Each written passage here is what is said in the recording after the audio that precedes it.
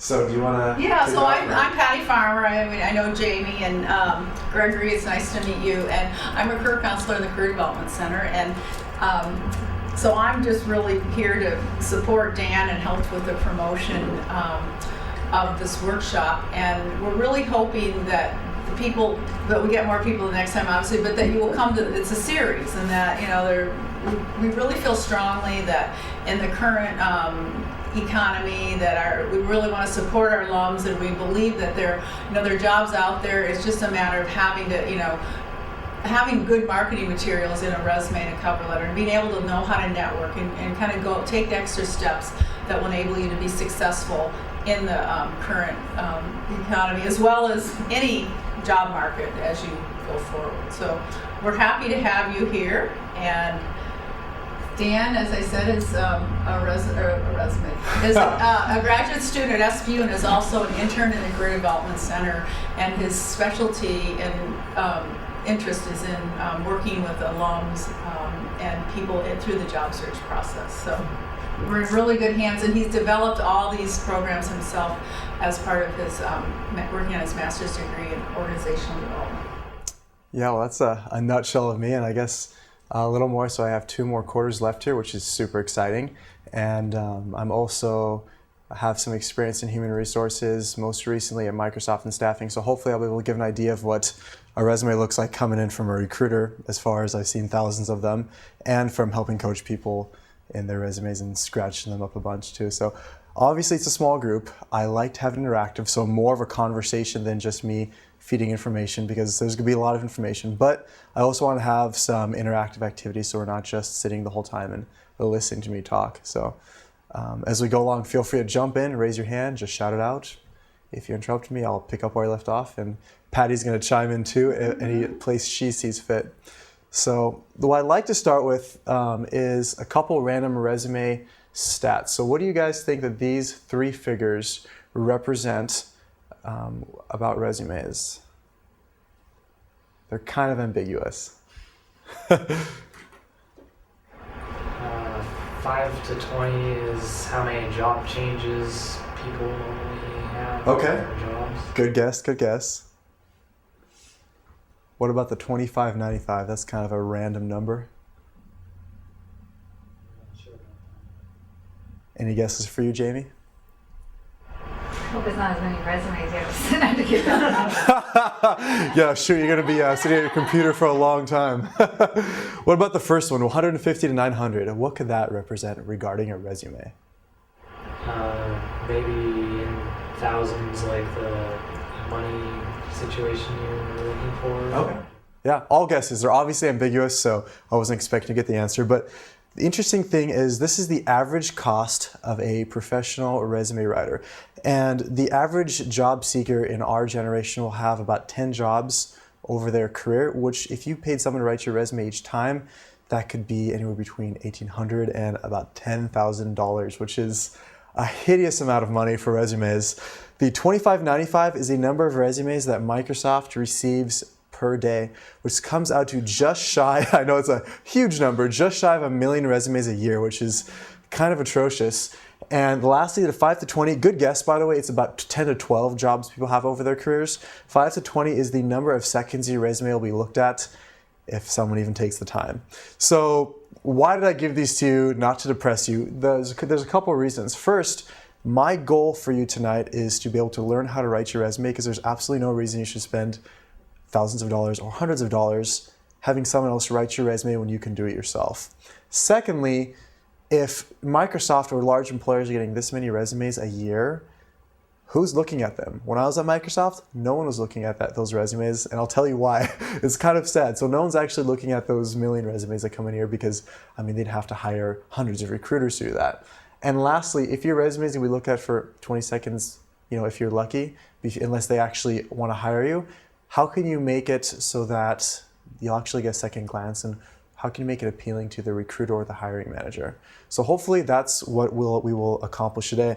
And our agenda for tonight is going to be, I'm going to test your knowledge on resumes in a bit and ask what do you know, and have you edit a resume to see and measure your progress as we go on throughout the night. Then we're going to talk about a great resume, the different components that make up a great resume. Third, we'll go over some resume tips and tricks because there's a lot of ways you can tweak your resume to make it better. And lastly, we'll talk about how to stay unemployed because hopefully you're kind of like, what the heck? Hopefully if you want to stay employed, you can do the opposite and actually find a job. And so taking the resumes in a tactical approach and how you can implement that. Sound good? Okay, so what I want to do first is give you guys a sample resume and take about 7 minutes to edit this resume. Now, I know you're not resume writers, but from what the knowledge of resumes that you have so far, take a few minutes to edit it and scratch it up, change it any way you think would be appropriate. And we're going to set this aside and come back to it at the end. So there will be a purpose. Okay, let's pull back. Looks like you guys have given it a good enough go. So we'll come back to this in a bit, and hopefully as we go along, you'll be able to see some of the mistakes in this resume. At the end, we'll go back through it. Patty and I will go through it line by line and show you what we would have changed if we were editing it. So as far as resumes, what's the point? The first thing is it's a personal flyer. It's your marketing tool, almost like a billboard of who you are.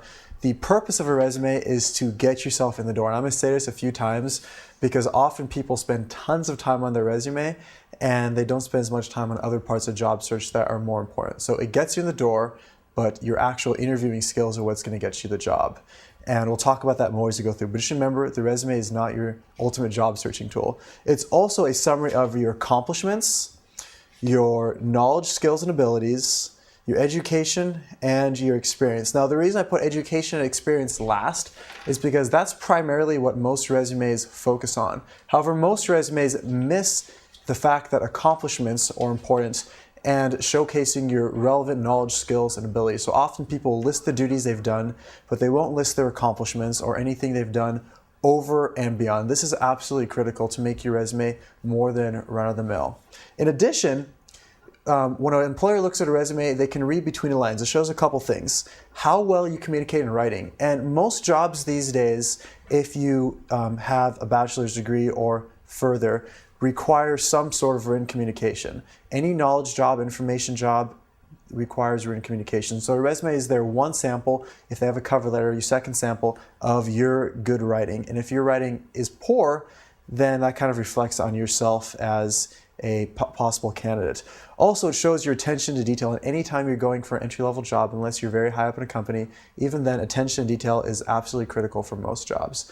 And lastly, it shows what you bring to the table, what knowledge, skills, abilities, like I talked about before, what's unique about you that differentiates you from other candidates. So these are some of the things that people don't always think about, but are really important on a resume. Any questions about that? Pretty straightforward.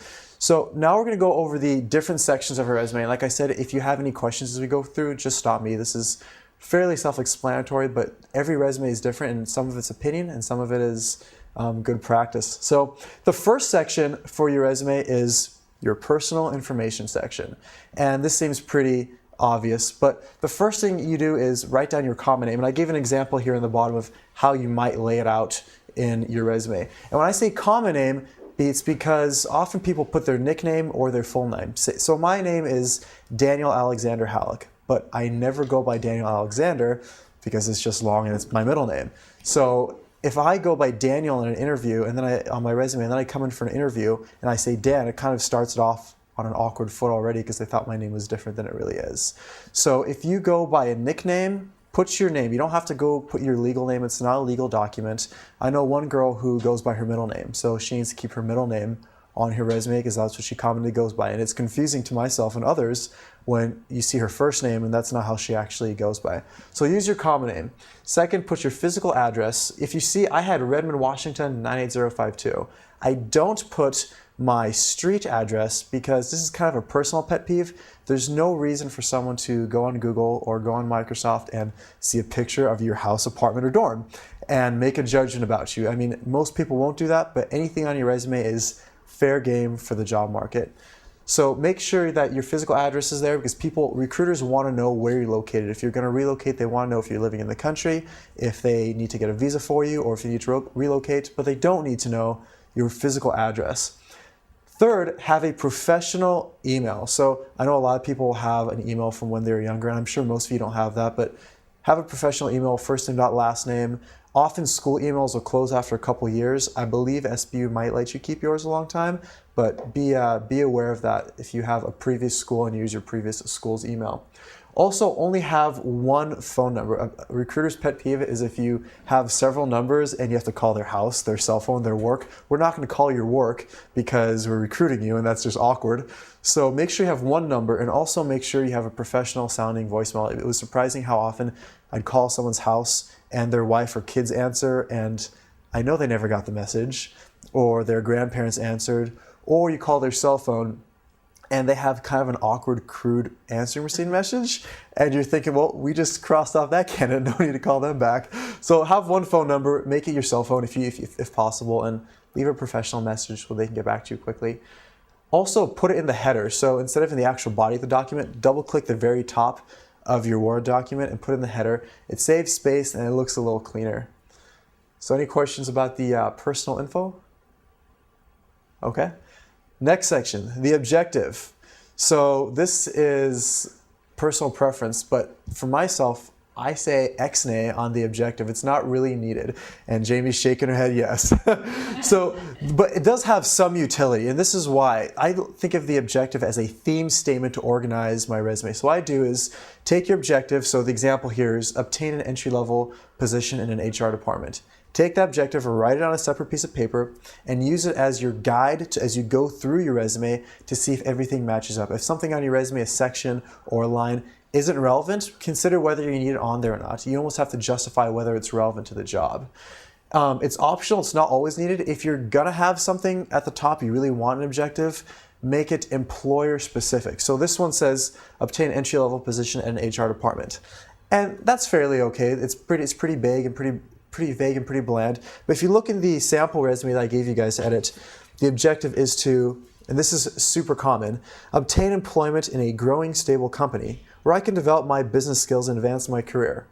Well, as an employer, I'm going to hire you to fill my business need, help me make money, save money, or help me out in some way that's going to make my life easier so I can make money or save money. I don't care if it's a nonprofit, I don't care if it's a church. In the end, it's a business. If it's a nonprofit, you still have to cut costs and make sure you're running efficiently.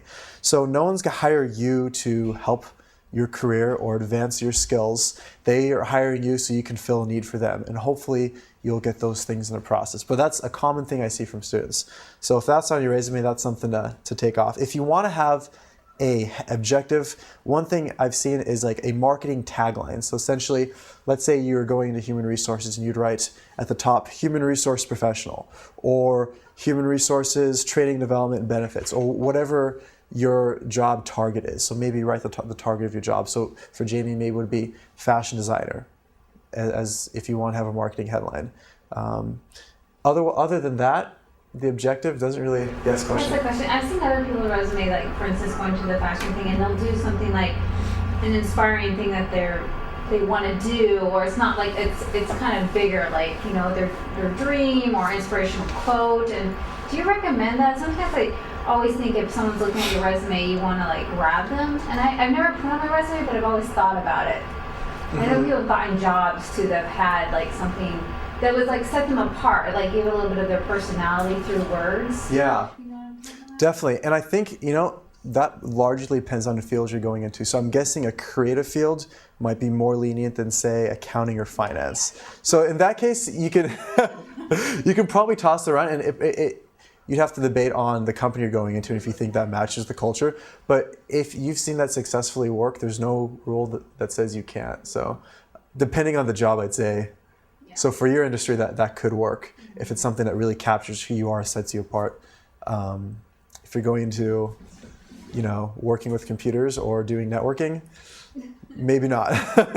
So yeah, good question though. Did I answer it? No, it did. Okay, yeah.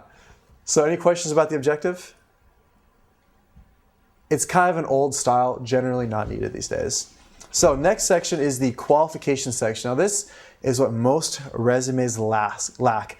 It's the first thing read on your resume, and it's the most important. What I liken it to is, as students, you've all read a journal article or done a research paper of some kind. And as you go looking for sources or articles, they have the abstract. It's like that 3-sentence paragraph explanation of the next 40 pages of really dry research. And if you have a specific research topic, you read the abstract. If it matches what you're writing, then you may download the article and read it and apply it to your research paper. Otherwise, you're going to move on to the next one. So same way for a resume, a recruiter or hiring manager may look at that, and if they see a nicely written qualification section outlining the core components of what they're looking for, then they may be more interested to look at your job. So to look at your resume and maybe consider you for your job. So instead of 5 to 20 seconds, maybe they'll look at that for 5 seconds and see a couple key elements and say, hey, I'm going to take an extra glance through this and maybe give a little more attention. So I give an example at the bottom here. This would be for a public relations specialist. Broad knowledge of public relations based on 2 years of internships and several projects. Strong presentation skills. Regularly present to groups of 30 to 50 people. Top performer debate team, winner of multiple awards for outstanding debate skills. So if I'm hiring a public relations specialist and I know that all of a sudden this person has 2 years of relevant experience, and maybe that's one of the things I'm looking for, and they can present to groups of up to 50. So they all of a sudden gave me the scope of their abilities, which is something that most people don't do on their resume. And thirdly, okay, this guy's good at debate. He has good communication skills. He has some of the things I'm looking for. I might read on. So this is one of the things that most resumes don't have. I say write it last. Write your entire resume and then go through and pick out the 3 to 5 plus things that you think make you unique and make you stand out above the other competition. And specifically things that you're good at that you think are valuable to the employer. And I would usually say put it in bullet points. Some people like to write a paragraph. Once again, depending on the industry and field, maybe ask someone in your field how it looks and if the bullet points work better. But usually, if a recruiter's looking at it quickly, they just want to skim and see if you have what they're looking for. So I suggest bullet points for that. And this is by far, I think, the most important. It shows your key qualifications, your key skills, and abilities. Questions about that? It can take a half hour, 45 minutes to just write this section. So I say do it last. You can go through each of your jobs and pick out the things you think that you did best. Next section is education. If you're a recent graduate within the last, let's say, 3 years, education should be next before experience, because it shows you have that piece of paper that says if you've put 4+ hard years of work and that you're reliable and have commitment. So the thing I'd say is first list out the full name of your degree, full name of your school, and the location. Next, put your graduation date or anticipated graduation so that they know when you graduated. If you're 5 years out or so and you're older in your career and you're afraid about age discrimination, don't put the date, just put the degree. If you think you're too young for an industry and people are going to judge you, I take the year off and I'll just say the degree's name. And you don't think it's tacky? I've heard from someone who actually works in industry that's tacky to have your GPA on there. Good question. So GPA, I don't have mine on there, and I've had a high GPA, but generally only put your GPA on if you have a 3.3 or above. But yeah, generally you don't have to. Some people want to, and I mean maybe going into an industry that really values education and that high GPA is gonna stand out. But yeah, additionally you can add GPA or honors if you're cum laude, magna cum laude, summa, or any relevant coursework. That's kind of a way, if you have a sparse resume, you can beef it up and add relevant coursework, show that you've done coursework in that area. But if you don't need the space, if you don't need to fill some space, don't put it on. Yeah, and only if you have 3.3 or above. That's what most people say. I personally think 3.5 or higher. And the way you can get around that too is, let's say you had a 3.3 cumulative, but your GPA in your major was higher. So calculate the GPA in your field and it makes you just say GPA in major. Because some people say like overall, like I've had a high GPA through my whole time. So what do you say, like, because you say major, and then some say 7 out of 7 quarters, and then I've read, I've heard so random. Yeah. How do you put it? Exactly. Put it whichever way favors you most. Okay. So if your highest GPA is in your major or overall, put overall GPA. Whichever one you think is gonna be higher or make you look most favorable, if you decide to put GPA in, which you don't have to. So, but some people, I mean, some students have like a 3.9 or 4.0. Geez, you should put that out because that just shows you're top of your class. So, yeah, for some students, I'd say put it on. And if you have any any awards or anything specific. You can even put relevant.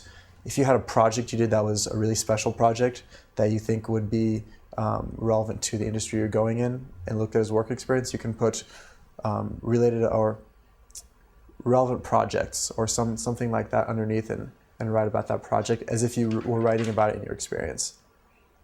So a whole bunch of things. So with resumes, there's no hard and fast rule. There's more.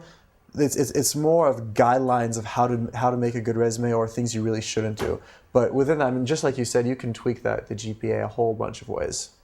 So good question, Jamie. You're shooting me good questions. Hope I can answer them. So the next one's experience. This is usually the bulk of the resume, and this is mainly what employers are looking for. They want to know your title, the place you worked at, the company name, the city and state it was located in, and the dates in which you were employed. So that should be included on the first line. Hello.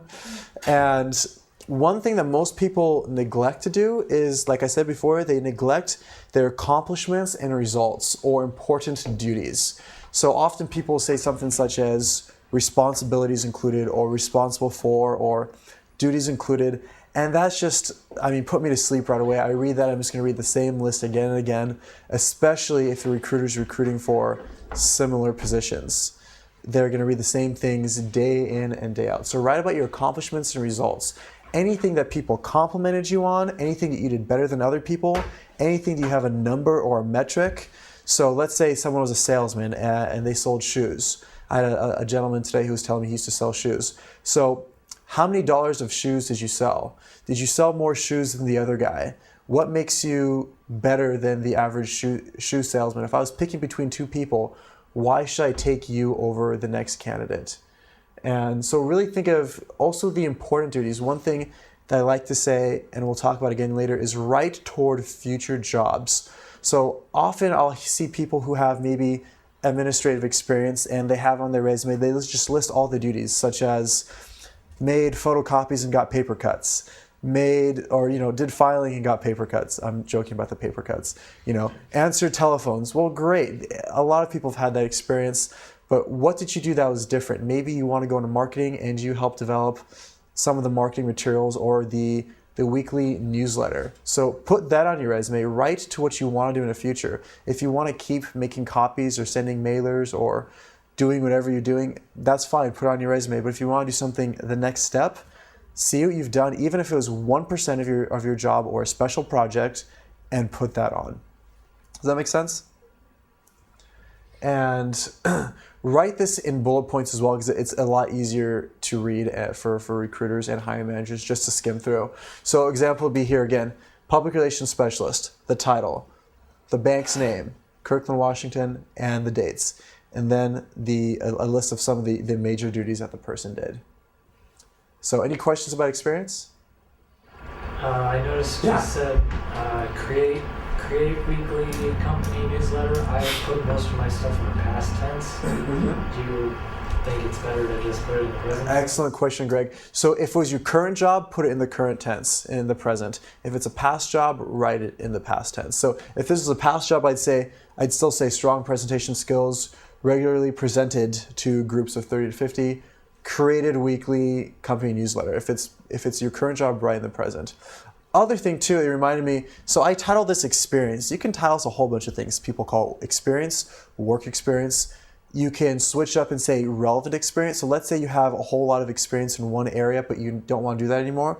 You want to switch to another field, another type of job, and you have some experience in there.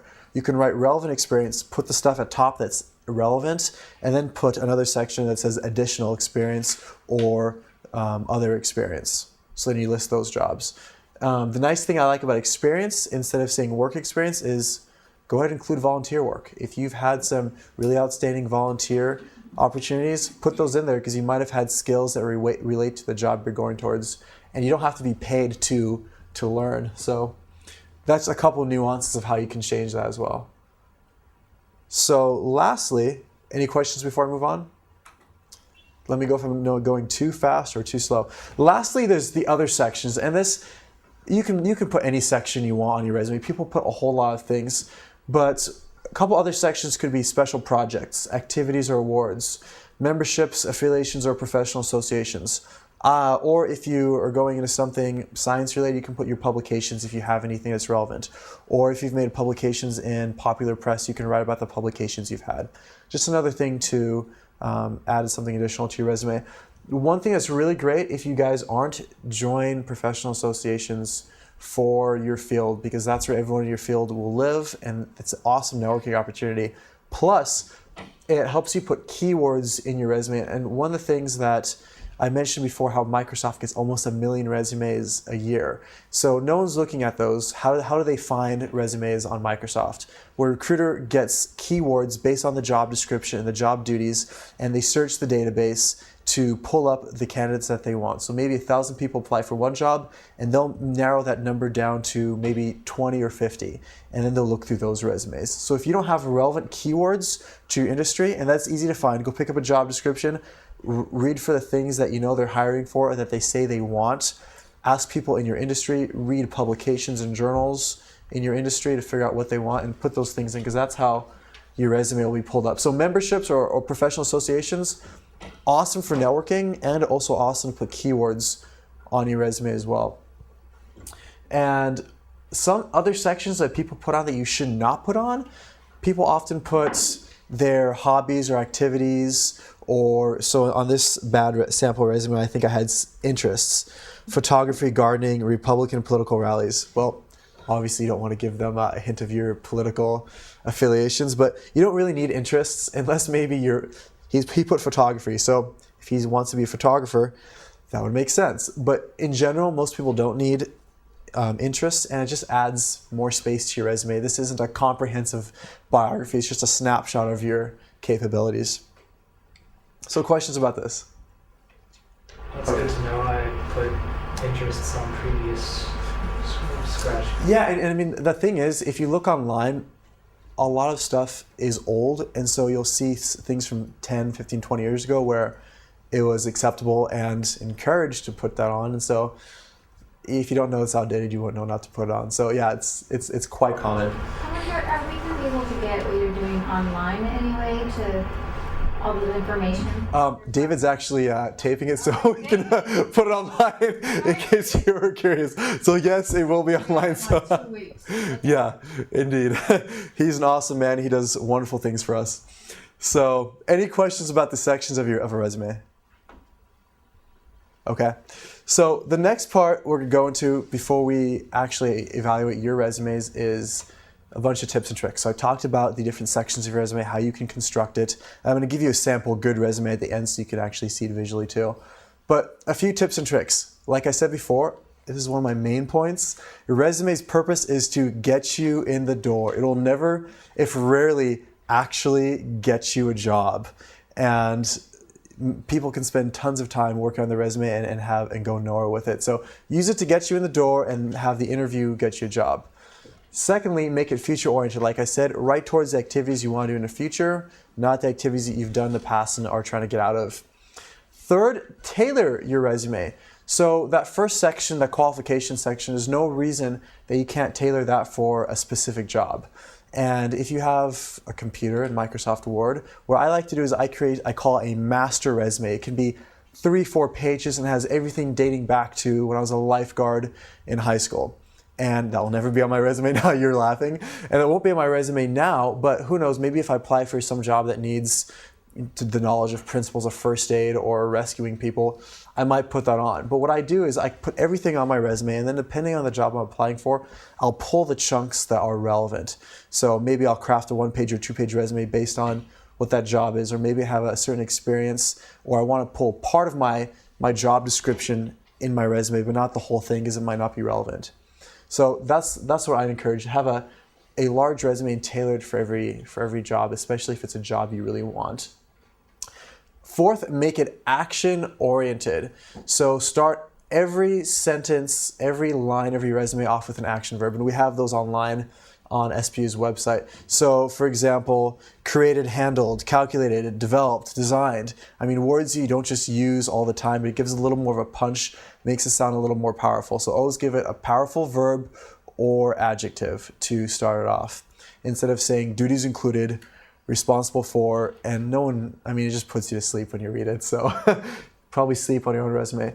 Also, a question to ask yourself as you go through is resulting in what?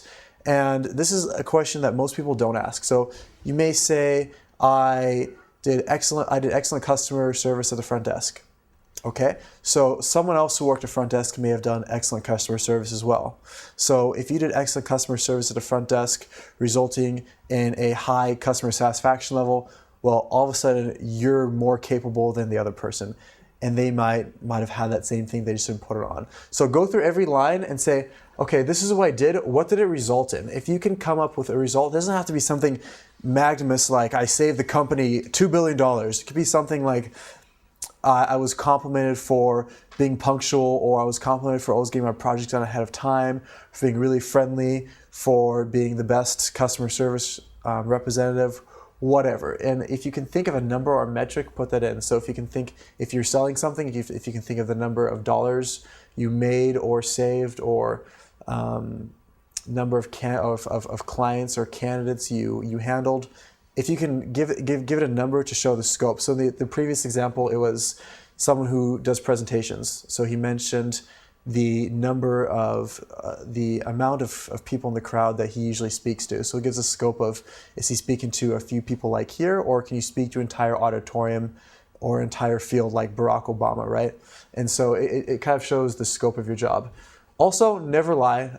SP is a place of competence and character, and so hopefully no one does lie. But while on a resume you should put your best foot forward, you never want to exaggerate, because it's amazing how often, I heard the stat, I want to say it was like 20 or 30%, that's not an exact quote, of people who have lies or fibs on their resume. And if caught, well, you won't get the job at best, and at worst it can damage your professional integrity and reputation. So never lie. If you're unsure, ask someone else and tell them what you did and see if it makes sense. Also, keywords, absolutely critical. If you're putting a job anywhere online, CareerBuilder, Monster, Craigslist, applying to any job company board, you want to have the keywords in there that are relevant to the job. Otherwise, you may as well just go take your resume and put it in the paper shredder. It's equivalent to doing the same thing. No one's going to look at it. Next, do short text and bullets. So if you can make it shorter, do so. Take out articles a, and the. It's not grammatically correct, but resumes are a marketing piece. They're not a prose writing. So make it short. Bullet points are preferable because people can look at it quickly. Don't put a picture. Often you can go online on Facebook or somewhere else and find your picture, but if you're applying to an employer, they already have liability to not discriminate against you for age, sex, or race. So don't give them a reason to discriminate against you, or put them in an awkward place where if they don't hire you, they feel bad about not hiring you and feel like they have to defend it. So don't put a picture. That might change in the future, but for now, that's kind of the standard best practice. Also, references. Often I'll see someone with all their references at the bottom of a resume. And I don't care, because your references change daily, but your work experience doesn't. So keep your references, same format as your resume, separate sheet of paper, carry it to an interview if you want. But if you need space on your resume, write references available upon request. Otherwise, it's implied. Unless you're filling out a paper and pencil application, which are dying off like the dinosaurs, you don't need to give references until you get a job offer. So if they're gonna ask you for your references, they're gonna offer you the job first and say, we wanna go forward. Do you have some references we can check? Most likely. So don't put them on, or just put available upon request if you need to fill up the page and make it look pretty. More is less. The more you have, you're writing a marketing document. I've seen some resumes that scare me. It's like this huge page of text and it's like an essay. No one wants, that's your cover letter. Save that for the cover letter. Avoid specifics. Often I'll see, especially with computer programmers or people who are in software, really specific language that's not explained. Or I'll see people with scholarships and it says, has some acronym, and I don't even know what that means, and I understand it's a scholarship, but it doesn't mean anything to me. Or they participate in some sort of club or volunteer activity. Doesn't mean anything to me. Put it general. If you got a scholarship, mention you got a scholarship, and then write out the title of the scholarship. Talk about what type of scholarship it is. If you attend church and you're a Bible study leader, you don't have to put Bible study leader. You can say small group leader. Now, I'm a Christian and I encourage professing your faith, but no need to do that in a professional setting and get yourself out of the race just because one person there may have had a bias against your religion. So avoid specifics. If you have an acronym, write it out, then put it in brackets, because people, when they search keywords, will search those acronyms and the full words. So if you don't have both, you may not get pulled up. And that'll hopefully get you good to go. Also, sync it online. If you have LinkedIn, add your resume on LinkedIn. If you don't have LinkedIn and you don't know what that is, write it down and sign up for LinkedIn. I know you two have it. So sign up for LinkedIn. It's an awesome networking tool. And if you have Facebook or MySpace, make sure that, hey, put your employers you look on Facebook. Make sure your work experience is on Facebook too. And if you have a questionable MySpace or anything online, Google yourself and see what comes up. You might want to change that too. Yeah. You can put your resume on Facebook? There's a part for work experience. You can. I mean, it doesn't actually say resume, but if you go, I think it's under the, so they have your interests, yeah, and then under that you can put work history and essentially you paste your resume in. Oh. And so yeah, I mean and employers do search Facebook. When I was on Microsoft, we had one girl who spent her entire time scouring Facebook. Kid you not. And they paid someone full time to do that. So make sure that your MySpace or Facebook also are clean. I mean, even if you're reputable yourself, I've seen things where someone's friend will leave an awkward comment on their Facebook. And you don't want an employer to see that. So just make sure you clean that up. Or if you really have to, just change the settings so no one can search you. That's exactly. Some people don't want to make it private. And if you feel like your Facebook profile can actually benefit you, and maybe they look at it and they see that you're more than just a piece of paper and you're dynamic and you have these interests, and maybe it shows these great things you're doing, hey, leverage it, because it's just an easier way to promote yourself. But if you think it could be questionable, take it out. And make it visually pleasing. So you appropriately use the space on the page, bold, italics. Don't add tons of things. I've seen some that are just bold, italics, huge font, and it's overwhelming. It's like the sirens of a police car, and I'm gonna have a seizure, right? I don't want that. And lastly, don't have any errors. So take it to Patty or myself, someone at the Career Center, a friend, have them check it, 2 sets of eyes. I write resumes all the time, and mine has errors if I don't check it myself, because I just can't look at my own document that long. I have to take it to someone else. So that's the rundown of the tips and tricks. Any questions? Peter has a thought. Okay. So what I want you guys to do now is I want you to take out your own resume if you have it. How many of you guys have your resume? I have most of it. Most of your resume. And you have your resume, Jamie, right? Peter, you don't? Okay, so Peter, pair up with someone and you work on their resume with them. So take your own resume, and based on what we've talked about so far, I want you to take 10 minutes, because hopefully this is giving you enough knowledge to actually do your own resume. Take 10 minutes to edit your own resume. And I'm actually going to give you guys a resume checklist too, and Patty will pass out, which has most information I discussed. So use that as you go through and edit your own resume. After that, we're going to go through that poor resume sample I gave you guys at the beginning, and it was really bad. And Patty and I will go through line by line and tell you how we would have edited it, and hopefully, and then I'll give you guys a good sample, so you'll be able to leave with editing your own resume and hopefully knowing how to edit a resume. So take about the next 10 minutes. The city, I feel like, or anywhere, So hopefully that was helpful to edit your own resume. One comment came up from Greg in the break, which was, how long should my resume be? And I'll give you my opinion, and Patty will give you her opinion, and my boss Karen walked in, and so she can give you her opinion too, because she's knowledgeable. I'm putting her on the spot. But my general opinion and the consensus I've seen is, if you're a recent graduate, try to keep it 1 page. If you have 2 pages, like if you have tons of experience, you just are all over the place, yeah, make it 2. My personal resume, 2 pages. No more than 2 though, unless you're an executive.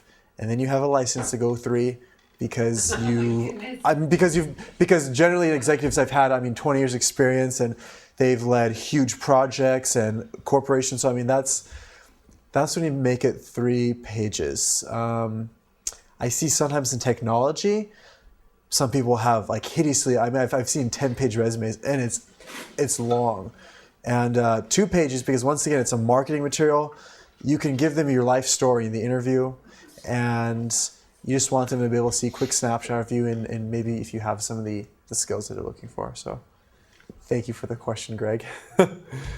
So we went through your resume, and I can look at it at the end if anyone wants just a quick glance. But what I like to do now is go back to that original resume that I gave you, the one that had you edit. And so what I want to do is go through the resume top down, and Patty and Karen will... Did you get this? Oh, Buddy? let me give you one. We'll go through, and Patty and Karen will chime in too if they have any opinion. So if we look at the top, what did you guys... Well, I'm curious, what did you guys see is wrong with this resume? What would you change? Should have been shirtless. He shouldn't have been had it. He should have been shirtless. He should have. Yes, he should. So, Obviously, no picture. so yep, obviously no picture, especially a shirtless picture, which he had a shirt on. That's awesome. What else? I thought that the objective was focusing too much on him and not what he could. Ooh, Greg, you paid attention. Yeah, his objective is he wants a growing, stable company to develop his skills, and I'm not going to hire him for that. I'm going to hire him to fill my need and make me $1. So yeah, that's a definite one. What else? It's riddled with errors. You think that's his real name? Yeah, that's just kind of a dumb name, but yeah, if that was his real name. I don't know if I would use it. GPA not worth putting. Ooh, good call. GPA 3.0. Yeah. Nothing wrong with a 3.0, but not on your resume because you're competing against people who probably have a higher GPA. And if they ever ask you GPA in an interview, you just talk to them about how you've had a more rounded experience and had more work experience. And so you don't need to put it on the resume. The layout of like with experience and all that, where they have the place and then they have the date first, and it's like all spread out. I would have it underneath each other, like the place. Yeah. Like work there, and I don't think it would be important to really say where it's at necessarily. I don't know what you think about that. Where it's at meaning? Like it says Seattle. So It's just like I'm glad you mentioned that. So first off, to the first part, it's obviously a resume template. The reason you can tell, and recruiters can spot a template, because it looks like this. On the one side, it's your title, and then everything's justified to the right. And templates are bad for a couple reasons. One, they just look tacky, and everyone has one. They've been around since the 90s. And two, putting together this bad resume took me at least an hour to put together a bad resume in a template. So if you're ever going to update your resume, hopefully you have a job more than once, it's almost impossible and horrendously difficult to update a template. So exit a template, open a blank Word doc and type into there. And to the second part, as far as in Seattle, that usually is important. The reason I used to think that wasn't, but then I found that often we'd want to know where the candidate's from if they need to be relocated, or if they're an international candidate, and if we have to get a visa for them. And if we can't, they're just not going to look at the resume right away. So they usually want to know where the job was located. Also, if they haven't heard the place, they want to know if it gives a little more legitimacy that it was an actual location. With that, if you worked in a satellite, maybe the main company was located in Chicago and you worked remotely somewhere else, you can write that the headquarters were in Chicago and you worked remotely. You can put that in there, so then they know. But good catch on the layout. It's not a good layout. What else pops out? Under the administrative assistant on the first bullet point, is that a grammatical error where it says helped the file charts? Helped the file charge to maintain organization. Yeah, that's grammatically incorrect, and there's no period at the end. And that's pretty good catch, Greg. I didn't catch that on my read through just now, so you're up on me. And then also where it says process personal finances under color. Very important. It's not very important, and his personal finances are not relevant to the job at all, and that actually shouldn't be on there. And it's in the it's in the present tense, and this looks like it's his past job, so he should change that too. Good catch. You guys are good. What else stands out as something you'd change? A lot of broad brush strokes here. It's just not real. A lot of the things could be combined in one sentence. That is awesome. I completely agree, such as organized office files performed a variety of administrative projects in the top one could be combined with answering the phones, which could also be combined with front desk receptionists. So yeah, you could probably combine a lot of these together and save some space and make it sound a little more impactful. Definitely. Good catch, Peter. And obviously, what you were saying before about interests is not important. Yeah, his photography, guarding Republican political rallies. First, no one cares, and second, you never want to put anything on your resume that could be controversial. It's just kind of a bland, this is who I am document. And you were saying too that skills should go before experience. Ooh, I'm glad you mentioned that. So one, his skills are at the very bottom, and that would make more sense to put in a qualifications. And if we look at the skills he wrote, so great problem solver, outstanding communication skills, strong leadership, and a team player. Guess what? I have those, and all of you probably do too. So, okay, so you have great problems. You're a great problem solver. Demonstrated by what? Your ability to manage multiple unrelated projects simultaneously. I mean, give me something more than that. Everyone is a team player. Everyone says they have leadership, but in all honesty, they don't, or at least in an actual position. Peter's a leadership expert, so he could probably give us more of that. Or outstanding communication skills. Everyone says that. So outstanding communication skills demonstrated by what? Demonstrated by the fact that you give presentations regularly. Demonstrated by the fact that you have lots of publications. I mean, what makes you a good communicator? Can you give me some meat behind that? So if he those could be used, but he should put them up in the top, like you suggested, Jamie, in the qualifications, then give a little more. And if you can give something concrete, so instead of just the vague interpersonal things, something concrete, such as if you did sales, or if you produced a certain amount of things, or if you designed X amount of things, if you can give something concrete and not just a nebulous personality characteristic. So good catch. Other things. This resume is far from done, but you guys are catching a lot. It's going to be hard to call him. Oh yeah, it's going to be hard to call him because there's no contact info. So you'd be surprised. We had a candidate once who we really liked, and we had no clue how to find him. And so it was a candidate we really wanted. So we did the extra diligent duty, which you normally wouldn't do, to try to find him on LinkedIn or Google him or see if he has a personal website. And he didn't. So he just lost. Thanks for not giving us your phone number. Good catch, Karen. She does this for a living, so she's good at this. What else? I had one under where it says friendliest bank teller. So instead I put recognized as friendliest bank teller out of a team of 7 tellers. Ooh, see, that makes him sound like he's the top dog, and I like that. And recognize means someone else has called him on. That's a good point, actually.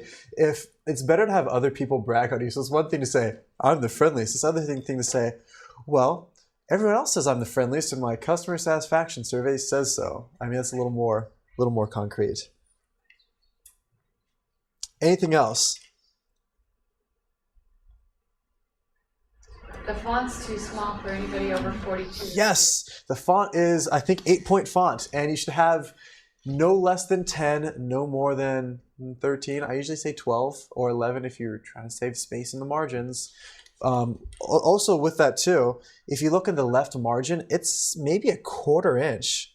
And he should have at least a 1/2 inch margin on the side and no more than 1.25 inches. So it kind of looks lopsided on the one side too. So that's something to keep in mind with that.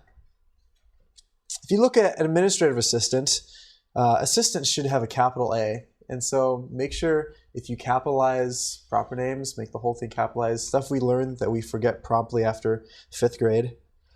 And we caught the GPA. And let's see here. References. He put references available on request. He doesn't need to put them in. He had a small resume, so it made sense to put them in to give him a little more beef. let's see here. As you go through his individual job descriptions, if you read the things, help score personality tests and measurements, front desk receptionist, a lot of these things are written towards the past. So if he wanted to, I'm sure he had things in there that were more relevant to a future job that he doesn't want, that he would like to do in the future, as opposed to answered phones and open the front office in the morning. And if you look at the very last bullet point under his first job, psychology intern, he says maintained records on patients with Prader-Willi syndrome. Who knows what Prader-Willi syndrome is? You do. And surprisingly, Patty knows. That's amazing. But the only reason, how do you know that, Peter? I worked on the inpatient psych unit. Exactly. There you go. So if you don't have any exposure to psychology, you have no clue what Prader-Willi syndrome is. So it'd be better if he said he maintained records on patients with various disorders or something general to that effect. And he could, I mean, if he wanted to, he could put Prader-Willi syndrome in brackets, but yeah, he didn't need to do that. Unless he only wants to work with that clientele. Excellent point. If he really wants to work with people with Prader-Willi syndrome, which would be a whole another challenge, you can look that up later and figure out what that is. Yeah, unless it's relevant to exactly what he's applying for. And often too, and this is something for, if you're applying for a job and maybe you know that everyone in that industry knows that technical jargon, keep in mind that a recruiter who's not in your field is probably going to screen it first. So computer software developers, often, they assume that the recruiter knows what it means and they're trained, but often they don't know what this gibberish means. And so assume that it's going to go through someone else who's going to screen it before the person who knows what you're talking about is going to see it. So it'd be good if you have the specific technical jargon in, also give an explanation of what that means or put that in brackets. So there's definitely more things in here, like under bank teller, always able to help in a pinch. I don't know, that's kind of slang. Maybe make it sound more professional. And overall, he did a decent job of having action verbs and starting off that way. So we could probably analyze this all day and find a ton more things, but this gives you an idea. Hopefully you've seen from starting editing this resume at the beginning, you might not have found a whole lot of things. And later as you go through, and hopefully you've edited your own resume, you can see that there's some things in here that you might have changed yourself. So any questions about this resume or the stuff we've talked about so far? Okay, so the next thing before we wrap up is going to be how to stay unemployed so you can do the opposite and actually land a job. First thing you want to do if you want to stay unemployed and don't find a job is post your resume only on the job boards, i.e. Monster.com, Craigslist, Career Builder, Hot Jobs. In recruiting, they call them resume black holes, and I don't think I really need to explain that one too much. If you put your resume online, especially if you don't have any keywords, good job getting it pulled up. People do get jobs off these websites, but the people who don't are the ones who solely rely on it. They put their resume on all the job boards and they think they've got it. Build your resume, put it online, and leave it there. Don't come back to it. If you want to know what type of jobs are online, set automatic updates for your job preferences, and then Monster or Career Builder will feed you the jobs that you want that match your specifications. Second thing, apply to 200 random employers online. This is the guy who says, "Oh yeah, I've been job searching really hard. I go online 5 hours a day. I've applied in Alabama. I've applied in Dallas. I've applied everywhere. I've applied for jobs I'm not even qualified for. I send 200 resumes out a day." Well, this guy's not going to get jobs too because you're applying for jobs mostly you're not going to be qualified for. And if Microsoft gets 2,500 jobs a month, applicants, well, a job post online, if it's anything worthwhile, will easily get several hundred. And you're just throwing your resume in with the rest. And if you win the lottery, you can probably win a job too. So don't apply to a ton of employers online. Third mistake people make is they only apply to the Fortune 500 list or the big employers, Microsoft, Boeing, Amazon, Google, Weyerhaeuser, Eddie Bauer, etc., whatever. While those places do hire, often they hire seasoned professionals with 5 to 7 years experience for full-time jobs. You can get in as a contractor, you can get in as a temp worker or an agency, or you might know someone who will get you on, but often they're looking for the cream of the crop because of the biggest places. And when you actually look at the amount of jobs they have, even though you can look at Boeing or Microsoft and say they have tens of thousands, I want to say Boeing has, I want to say they have around 200,000 jobs. I'm not exactly sure on that, but in the overall employment scheme, they're a drop in the bucket. Most job openings are at smaller employers, smaller to mid-sized employers, and those are the ones you want to target. So maybe keep a couple of the big ones on your list just for kicks, but find the smaller companies in your field of expertise or have jobs you'd be interested in.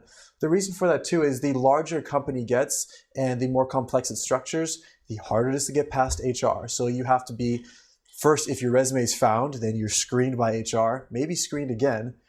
You maybe talk to a hiring manager, and at Microsoft, if they finally decide to bring you in, you're going to talk to 7 people in a day. Oh, and we may bring you back to talk to another team. So, oh my goodness, this is intense if you actually even get picked. And so a small company, you might even just be able to walk in and give them your resume and make a good introduction, make a favorable impression, and they may like you and see your resume. And smaller companies are actually going to look at your resume. They might even take a few minutes on it. So the smaller companies are a good bet to go. Lastly, can I say one other thing? Yeah. There's a lot more opportunities right now if they, statistically in the small or medium-sized companies that are growing. And once you get there, because it's a bigger or smaller company, you can wear more hats, and so you're not just pigeonholed into doing the same function. So there's opportunities, I think, out there for especially new grads for getting experience in multiple areas. So. Patty, that's an awesome point, because if you work at a larger company, everything's so specialized, you're going to be only doing the same task again and again, and you do get more of a generalist, a broader experience if you work at a smaller company, and that makes you a lot more marketable later on in your career. Plus, these big companies, where do they get their candidates from? Other big companies or the smaller companies? Exactly. So if you want to get to Microsoft and that's your end goal, take a stepping stone and get there eventually. Lastly, we've talked about this a bunch. If you only rely on your resume, you will not find a job. So what do you do to actually combat this? A couple strategies, and we're going to be talking the rest of the series the next couple Wednesdays more in depth. But the first thing is target your applications. Know what type of jobs or career you're going toward, and then build a list of the companies that could hire you in the area.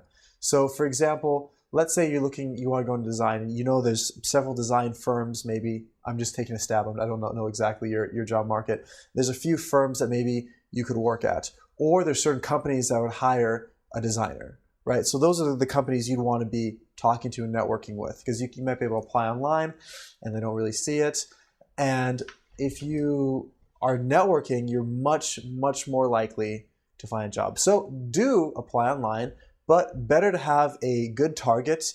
And if you're just applying online to random jobs you may not be a good fit for, they're not going to consider you, just wasting their time. But if you're a good fit for a job and you're actually going towards those jobs, you're doing the employer a favor because you're bringing them a good candidate. So you have to think of it like that. If you network, it's amazing. A resume looks different. Random story. One of my good buddies a few months ago was applying for retirement homes, kind of a random niche he wanted to get into, but he really has a passion for the elderly. And so he applied to every single retirement home in the area, and he got the standard rejection letter, sorry, we're not hiring, or nothing back. It's pretty common too. And he was kind of discouraged. He was out at dinner with some friends and catching up. They had some other people with them. And he happened to be talking to the guy next to him about how he'd been his job search and how he wanted to work at a retirement home. And the guy stops and says, wait, retirement homes? Really? He said, yeah, I want to work at a retirement home. So, you got to be kidding me. Talk to my girlfriend. She's hiring for a position at a retirement home. So he talks to her and she said, oh yeah, great. They hit it off. Send me a resume. He sent her his resume. The next day she called up and said, when can you start? Because she'd met him the night before. Ironic thing, he had applied to that same company the week before, that same job. And he got a rejection note.